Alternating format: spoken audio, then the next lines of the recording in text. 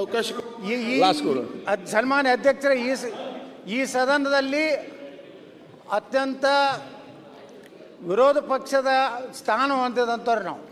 Okay, ಈ 3 ಜನ ಏನು ಕೂತೀವಲ್ಲ, ಅವ್ರಿನ್ನ ಸ್ವಲ್ಪ ಆ ಕಡೆ ಅಡ್ಜಸ್ಟ್ ಇರ್ಬೋದು. ನಾನಂತರ ಪೂರ್ತಿ 100% ನಾನ್ ಅಡ್ಜಸ್ಟ್ಮೆಂಟು. ಇವತ್ತು ಅಧ್ಯಕ್ಷರೇ,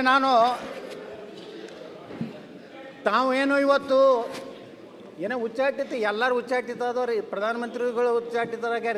ಅಲ್ಲ, ನಿಮ್ಗೆ ಬಹಳ ಹೀನಾಯವಾಗಿ ಬಹಳ ಯಾಕೆ ಉಚ್ಚಾಟನೆ ಮಾಡಿದ್ದಾರೆ? ಏನ್ ಹೀನ ಇಲ್ಲ. ಆಯ್ತು, 1 ನಿಮಿಷ ಮುಗೀತು, ಟೈಮ್ ಮುಗೀತಾ ಬಂತು ನಿಮ್ದು. ಈ ತರ ಮಾಡಬಾರ್ದಿತ್ತು ಬಿಜೆಪಿಯವರು ಈ ಮಟ್ಟಕ್ಕೆ. ನಿಮ್ಮ ನೀವು ಮಾತಾಡಿ. ಅಲ್ಲ, ಯಾಕೆ ನೀವು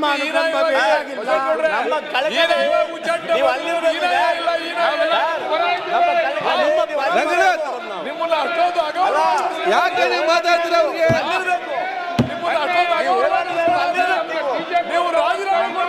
ನೀವು ಮಾತಾಡಿದ್ರೆ ನೋಡ್ತೀರಿ. ನೀವು ಮಾತಾಡಿ. ನಮ್ಮ ವಾಲ್ಮೀಕಿ ಜನಾಂಗದ ರಾಜಣ್ಣ ಅವರಿಗೆ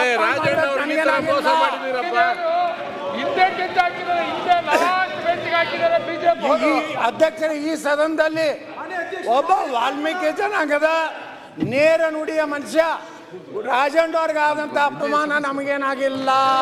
ಅಲ್ಲ, ನಿಮ್ಗೆ ಮಾಡಿರೋದು ಅಪಮಾನ ಬಿಟ್ರೆ ಉಚ್ಚಾಟನೆ ಮಾಡಿದ್ದೀರಿ. ಯಾರು ರಾಜಕೀಯ ಮಾತಾಡಬೇಡಿ. ಆಯ್ತು ಶರತ್, ಮಾತಾಡ್ಲಿ, ಟೈಮ್ ಇಲ್ಲ, ಮಾತಾಡ್ಲಿ. ಆಯ್ತು, ನೀವಾಗ ಮಾತಾಡ್ತೀರಿ, ಎದ್ದು ಹೋಗ್ತೀರಿ, ಬರ್ತೀರಿ. ಇಲ್ಲಿ ನಾನೆಲ್ಲ ಕೂತ್ಕೊಳ್ಬೇಕಲ್ಲ. ಅಧ್ಯಕ್ಷರೇ,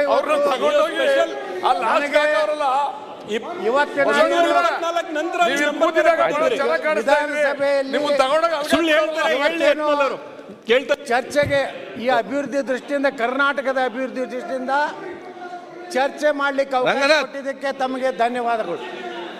ಅಧ್ಯಕ್ಷರೇ, ಈಗ ಸಾಕಷ್ಟು ಈ ಅನುದಾನ ಬಗ್ಗೆ ಚರ್ಚೆ ನಡೀತಾ ಇದೆ. ಆಡಳಿತ ಪಕ್ಷದವರಿಗೆ ಹೆಚ್ಚು ಕೊಟ್ಟಿದ್ದಾರೆ, ನಮಗೆ ಕಡಿಮೆ ಕೊಟ್ಟಿದ್ದಾರೆ ಅಂತೇಳಿ. ನನ್ನ ಅನುಭವದ ಪ್ರಕಾರ ಈ ರಾಜ್ಯದಲ್ಲಿ ಯಾವ ಮುಖ್ಯಮಂತ್ರಿಗಳು, ಯಾವ ಆಡಳಿತ ಪಕ್ಷದವರು ಎಲ್ಲರಿಗೆ ಸಮಾನವಾಗಿ ಕೊಟ್ಟಂಥ ಉದಾಹರಣೆ ಒಂದೂ ಇಲ್ಲ. ಇದನ್ನು ಯಾಕೆ ಹೇಳ್ತಾ ಇದ್ದೇನೆಂದರೆ, ನಮ್ಮ ಸರ್ಕಾರ ಇದ್ದಾಗೂ ಹಂಗೆ ಮಾಡಿದ್ದಾರೆ.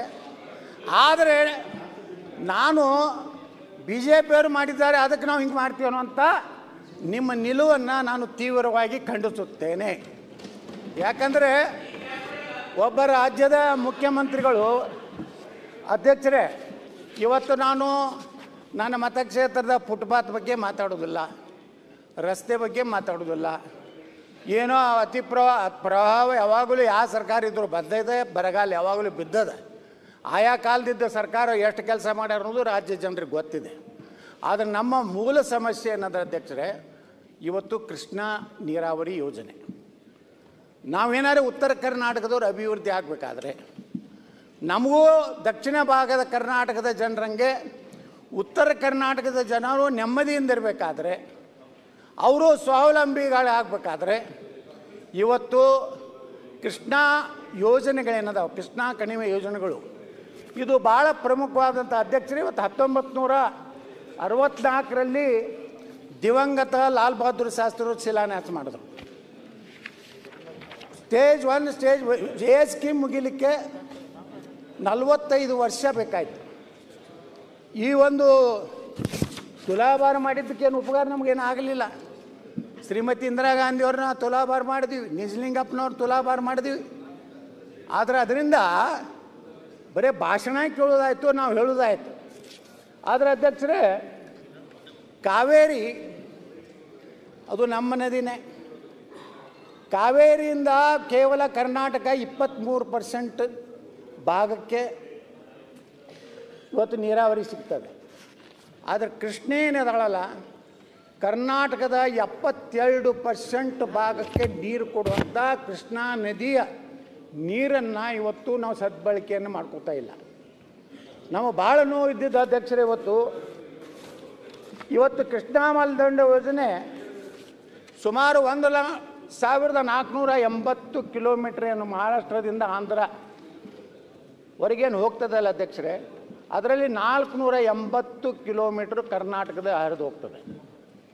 ಇವತ್ತು ನಮಗೆ ಬಂದಂಥದ್ದು 519.6.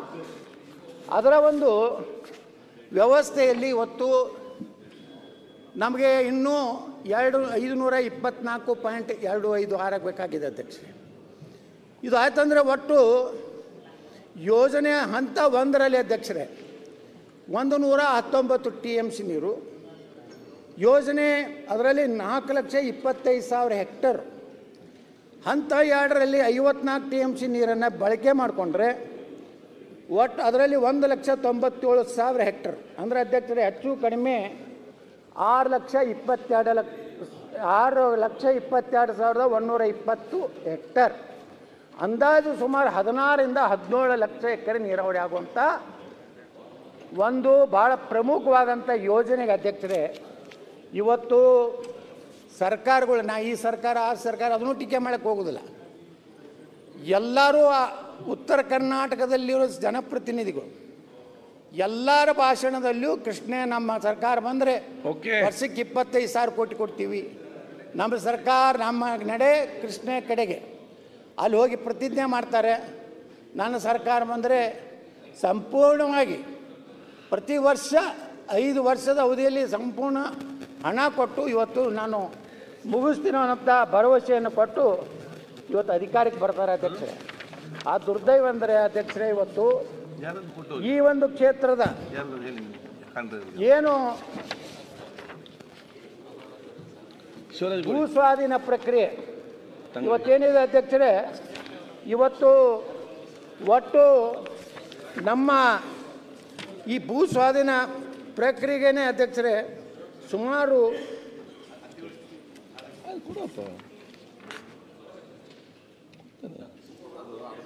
ಎಕರೆ 1,33,867 ಎಕರೆ ಭೂ ಸ್ವಾಧೀನ ಆಗಬೇಕಾಗಿದೆ ಅಧ್ಯಕ್ಷರೇ. ಇದರಲ್ಲಿ ಈಗ ನಮ್ಮ ಸರ್ಕಾರ ಇದ್ದಾಗ, ಅದರಲ್ಲಿ ವಿಶೇಷವಾಗಿ ನಮ್ಮ ಬೊಮ್ಮಾರಿದ್ದಾಗ ಈ ಭೂ ಸ್ವಾಧೀನ ಪ್ರಕ್ರಿಯೆಯನ್ನು ಪ್ರಾರಂಭ ಮಾಡಿದ್ರು.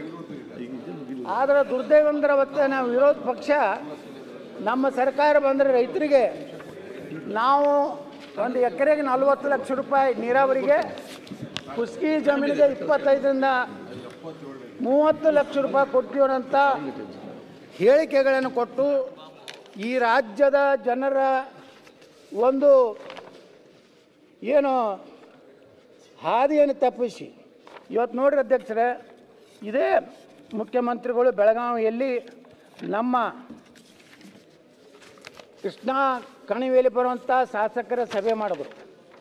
ಆ ಸಭೆ ಮಾಡಬೇಕಾದ ಕಾರಣ ಅಂದ್ರೆ ಬಾಗಲಕೋಟೆಯಲ್ಲಿ ಪಕ್ಷಾತೀತವಾಗಿ ಏನು ಸಂತ್ರಸ್ತರು ಈ ಒಂದು ಪರಿಹಾರವನ್ನು ಕೊಡಬೇಕಂತೇಳಿ ಇವತ್ತೇನು ಅಲ್ಲಿಯ ರೈತರು ಹೋರಾಟಕ್ಕಿಳಿದಾಗ ಮುಖ್ಯಮಂತ್ರಿಗಳು ಹೇಳಿದ್ರು, ಬೆಳಗಾವಿ ಅಧಿವೇಶನ ಮುಗಿದ್ರೊಳಗಾಗಿ ನಾನು ಎಷ್ಟು ಪರಿಹಾರವನ್ನು ನಾವು ಎಕರೆಗೆ ಯಾವ ರೀತಿ ನಾವು ಪರಿಹಾರವನ್ನು ಕೊಡ್ತೀನೋ ಅನ್ನೋಂಥದ್ದನ್ನು ಹೇಳಿದ್ರು ಅಧ್ಯಕ್ಷರೇ.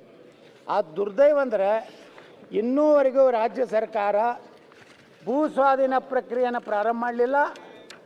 ರೈತರಿಗೆ ಕೊಡಬೇಕಾದಂಥ ಭೂ ಸ್ವಾಧೀನದ ಹಣ ಕೊಡುವಂಥ ಯಾವ ರೇಟ್ ಕೊಡ್ತೀರೋ ಅನ್ನೋಂಥದ್ದನ್ನು ಇನ್ನೂವರೆಗೂ ಇವತ್ತು ಸರ್ಕಾರ ಘೋಷಣೆ ಮಾಡದೆ ಇವತ್ತು ಅಧ್ಯಕ್ಷರೇ ನಾನು ವಿನಂತಿ ಮಾಡ್ಕೋತೀನಿ ಸರ್ಕಾರಕ್ಕೆ, ಸುಮಾರು 1.5 ಲಕ್ಷ ಕೋಟಿ ರೂಪಾಯಿ ಬೇಕು. ಇದೆಲ್ಲ ನಮ್ಮ ಸುಮಾರು 177 TMC ನೀರನ್ನು ಸದ್ಬಳಕೆ ಉತ್ತರ ಕರ್ನಾಟಕದ ಅಭಿವೃದ್ಧಿ ಸಲುವಾಗಿ, ಇದು ಕೇವಲ ಉತ್ತರ ಕರ್ನಾಟಕ ಅಲ್ಲ ಅಧ್ಯಕ್ಷರೇ, ತುಮಕೂರುವರೆಗೆ ಕುಡಿಯೋ ನೀರನ್ನು ಕೊಡುವಷ್ಟು ಸಾಮರ್ಥ್ಯ ಇರುವಂಥ ಕೃಷ್ಣಾ ಯೋಜನೆಗೆ ಇವತ್ತೇನು ಸರ್ಕಾರ ಏನು ಹೇಳಿದೆಯಲ್ಲ ನಾವು ಇಷ್ಟು ಹಣ ಕೊಡ್ತೀವಿ ಅಂತೇಳಿ ಇನ್ನೂವರೆಗೆ ನಮ್ಮ ಬಜೆಟ್ನಲ್ಲಿ 1 ರೂಪಾಯಿ ಇಟ್ಟಿಲ್ಲ ಅಧ್ಯಕ್ಷರೇ. ಈ ಸಲದ ಬಜೆಟ್ನಲ್ಲಿ ಕೃಷ್ಣಾ ಕಣಿವೆಯ ಯಾವ ಯೋಜನೆಗಳಿಗೂ ನಿರ್ದಿಷ್ಟವಾಗಿ ಇಷ್ಟು ಹಣ ಅನ್ನುವಂಥದ್ದು ಕೊಟ್ಟಿಲ್ಲ. ಭೂ ಸ್ವಾಧೀನ ಪ್ರಕ್ರಿಯೆ ಸಂಪೂರ್ಣವಾಗಿ ಸ್ಥಗಿತ ಆಗಿದೆ. ನಾವೆಲ್ಲ ಭಾಳ ಇದನ್ನು ಯಾವ ರೀತಿ ಅಂದರೆ ಅಧ್ಯಕ್ಷರೇ ಇವತ್ತು ಸುಮಾರು ನಮ್ಮ ರೈತರು ಅವರ ಈಗ ಎಲ್ಲಿ ಸ್ವಾಧೀನ ಆಗ್ತೈತೆ ಅನ್ನೋದ್ರ ಮ್ಯಾಗೆ ಪ್ರತಿಯೊಂದರ ರೈತರ ಭೂಮಿ ಮೇಲೆ ಇದನ್ನು ಮುಳುಗಡೆ ಪ್ರದೇಶ ಅಂತೇಳಿ ಆ ಉತ್ತಾರಿಗಳ ಮೇಲೆ ಇವತ್ತು ಉಲ್ಲೇಖ ಮಾಡಿದ್ದಾರೆ. ಹಿಂಗಾಗಿ ಆ ರೈತರಿಗೆ ಸಾಲ ಸಿಗ್ತಾ ಇಲ್ಲ. ರೈತರು ಮತ್ತೊಂದು ಕಡೆ ಜಮೀನು ತಗೊಂಡು ಅವ್ರು ಹೊಸ ಜೀವನ ಪ್ರಾರಂಭ ಮಾಡಬೇಕಂದ್ರೆ ಆ ರೈತರಿಗೆ ಯಾವುದೇ ರೀತಿಯ ಇವತ್ತು ಸರ್ಕಾರದ ನಿರ್ದಿಷ್ಟವಾದಂಥ ಉತ್ತರ ಇವತ್ತು ಸಿಗ್ತಾ ಇಲ್ಲ ಅಧ್ಯಕ್ಷರೇ.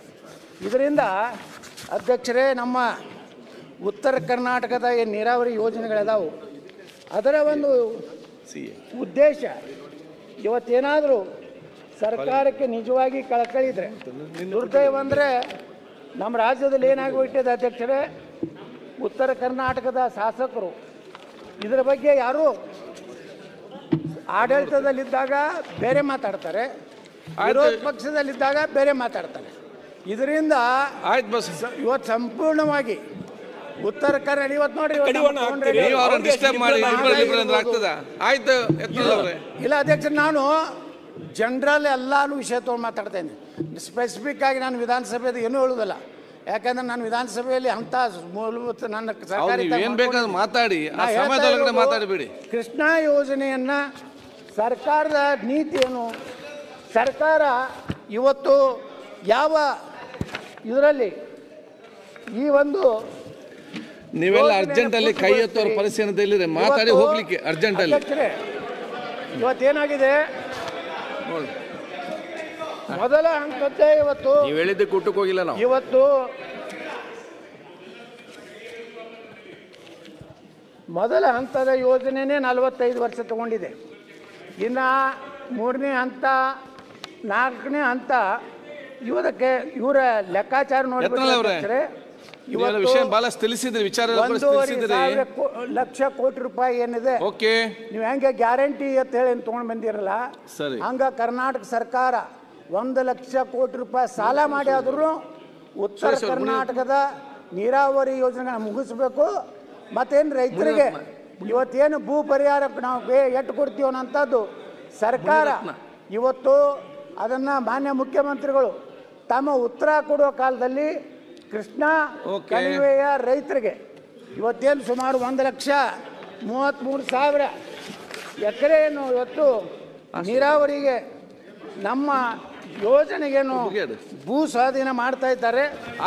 ಸ್ಪಷ್ಟವಾದಂತ ಕೊಡಬೇಕನ್ನುವಂಥ ವಿನಂತಿ ಮಾಡಿಕೊಂಡು ಅಧ್ಯಕ್ಷರೇ, ಇವತ್ತು ಈ ಉತ್ತರ ಕರ್ನಾಟಕ ಕೃಷ್ಣಾ ಕಣಿವೆಯ ಸಲುವಾಗಿ ಒಂದು ವಿಶೇಷವಾದಂಥ ಅಧಿವೇಶನ ಕರೆದು